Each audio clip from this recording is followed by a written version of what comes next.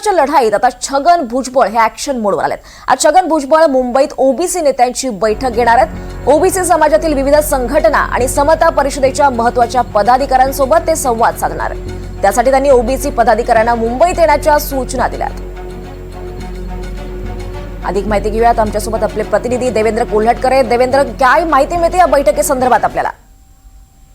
दीपाली, आपल्याला माहिती आहे की मनोज जरांगे पाटील यांच्या नेतृत्वात मुंबईत गेल्या 3 ते 4 दिवसापासून मराठा समाजाच्या आरक्षणाच्या संदर्भात आंदोलन उपोषण सुरू आहे। एकीकडे हे आंदोलन उपोषण सुरू असताना आपण बघतो की आता अंतरवाली सराटी हे जे गाव आहे तिथे देखील आता ओबीसी बांधवांच्या वतीने आंदोलन उपोषण करण्यात येणार आहे। त्यासोबत आज मुंबईत देखील दुपारी छगन भुजबळ यांच्या नेतृत्वात ओबीसी समाजातील जे नेते त्यांची एक महत्वाची बैठक जी आहे ती आयोजित करण्यात आलेली आहे। त्यामुळे एकीकडे मनोज जरांगे पाटील हे ओबीसी मधून मराठा समाजाला आरक्षण मिळावं अशा पद्धतीची मागणी करत असताना ओबीसी समाजाच्या देखील हालचाली ज्या आहेत त्या आता वाढलेल्या आहेत। त्यामुळे आज या बैठकीमध्ये कुठल्या पद्धतीचा निर्णय होतोय, काय चर्चा होत आहे हे पाहणं महत्वाचं असेल। नक्कीच या बैठकी संदर्भातले अपडेट्स तुमच्याकडे येऊ। तुर्तास धन्यवाद या सगळ्या सविस्तर माहितीसाठी देवेंद्र।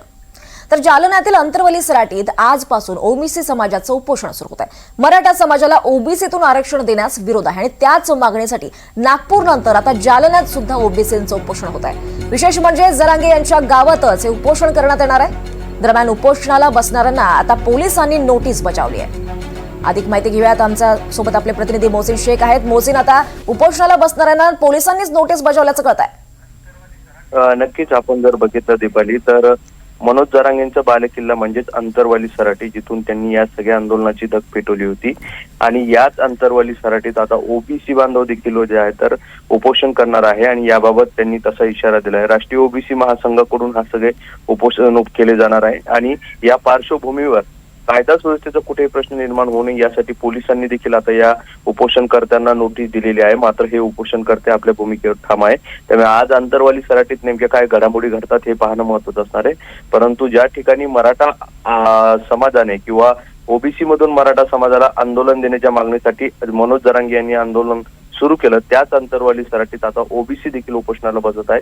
त्यामुळे या सगळ्या पार्श्वभूमीवर पोलिसांचं लक्ष असणार आहे आणि आज दिवसभरात बऱ्याच घडामोडी अंतरवाली सराटीत घडू शकतात। नक्कीच मोहसिन, यावर आपलंही लक्ष असेल। तुर्तास धन्यवाद या सगळ्या सविस्तर माहितीसाठी।